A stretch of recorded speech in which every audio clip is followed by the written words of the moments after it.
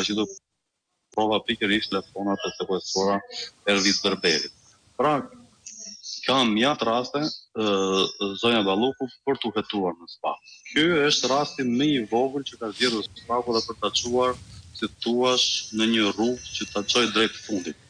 Pavarësisht se ka një lloj divergjence që me këtë gjë, kjo është gjë shumë e vogël, janë rime këto që thallur pikërisht në Ministrinë e Infrastrukturës. Faktikisht kjo është një hap i guximshëm dhe duhet përshëndetur. Mos bëjmë tani sikur nuk ka ndodhur asgjë, se në fundit si me 100 milion, dhe si me 1 milion akuza është e njëjtë. Dhe marshi gabinim i njëjtë. Ka ana procedurale.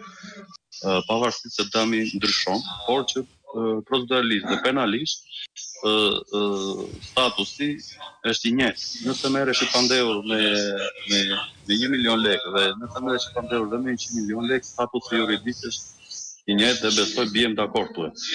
Por që kjo gjë turbulenca në jetën politike, për sa i përket edhe presionet që mund të ushtrojë opozita në parlament në qëllim kërkimin e dorëheqjes së zyrtarisë kryeministres, po qoftë edhe së infrastrukturës, dhe që me dobësi e qartë. Ja u përmend edhe pak më përpara, mund të jap një frymarrje spakut dhe prokurorëve të për të marrë guximin dhe për të çuar deri në fund këto çështjet e mëdha që tashmë rinë të arkivuara apo të plurosura në thirrtarët e spa.